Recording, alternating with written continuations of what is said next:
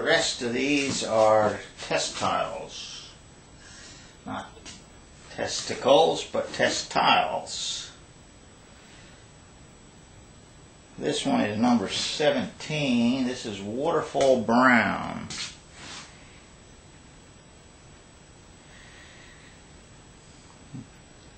This is 1 second to dip, and this is 3 seconds.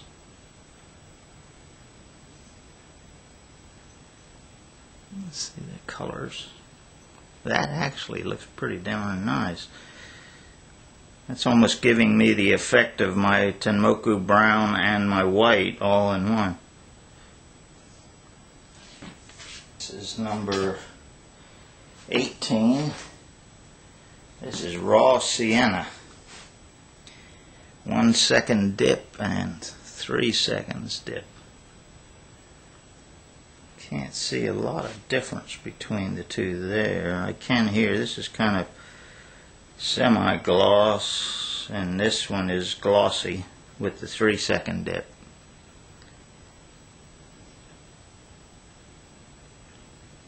It's actually pretty.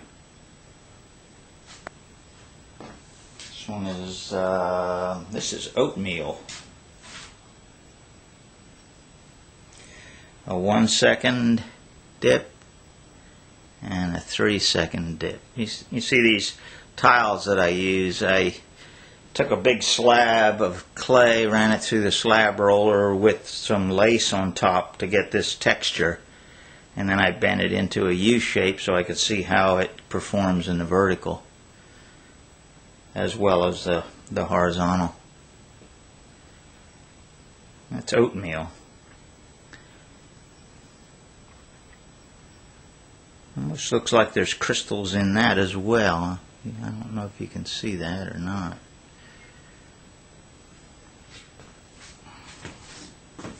Most of these are 12 second with my Zahn viscosity cup.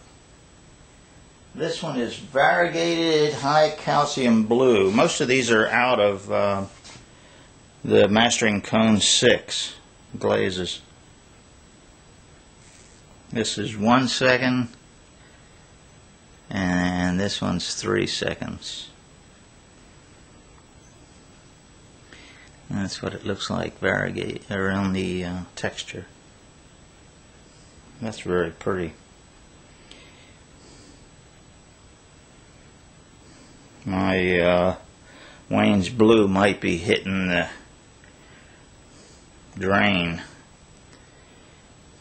if I can get results like that. Now my next step, I'll probably mix up a little bit larger so I can do some dipping with it.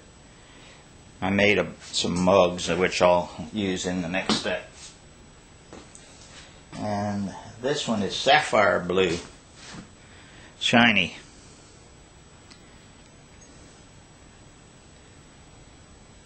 And you can see it runs a little bit. Still very pretty.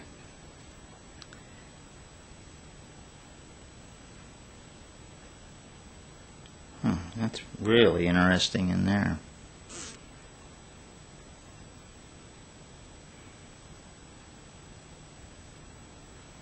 Sapphire Blue. And I got 3 whites. I needed a decent white. This is Eustace White. I got this off of Clay Art, I believe. It's hard to see where the white is, actually. It's a matte finish white. It's cracking a little bit in here. This is on the 3 second side. I can see some cracks in between the things. With the 1 second dip, it's nice and clear. No cracks. Eustace White. E-U-S-T-I-S.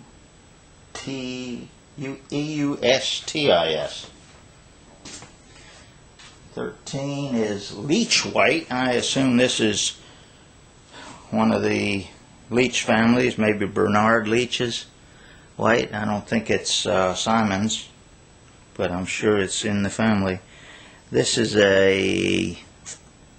like a semi-gloss or a satin finish white. This is 3 seconds, and this is 1 second. I know it's probably hard to see anything there, but what I'm looking at actually looks pretty good. I kind of like that. Leach White. Very simple recipe.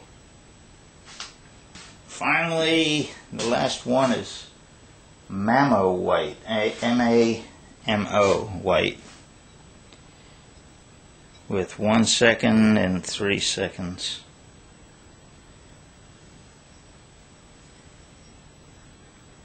Again, that's a satin finish. Very dull. On the 3 second, I see some pitting here. Actually, I see it on this side too.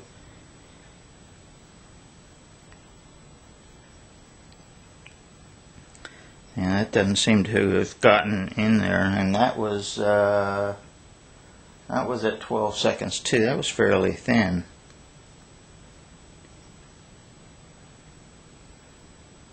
It would have to be thinner to get down into some of this.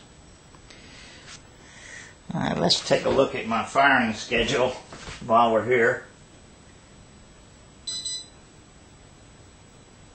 Review program.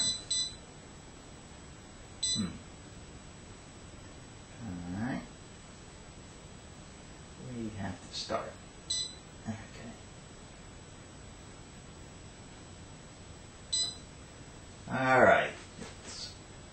7 segments.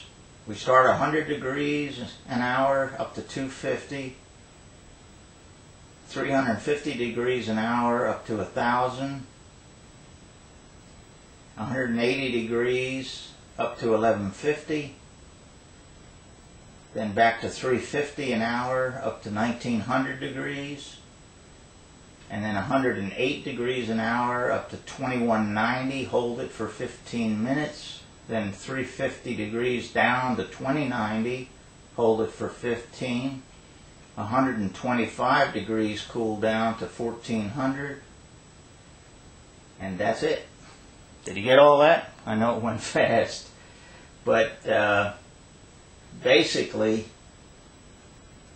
what it is that I fire slowly at first to bake the water out of the clay and the glaze, and then I come up fairly fast. There's a transition point in there that I had read about where you should slow down and give the clay time to transition through a certain range, and then you fire again fast till you get close to your intended temperature. Then you slowed way down and come up to it slowly, hold it for anywhere from 10 to 15 minutes, and then drop back off slowly.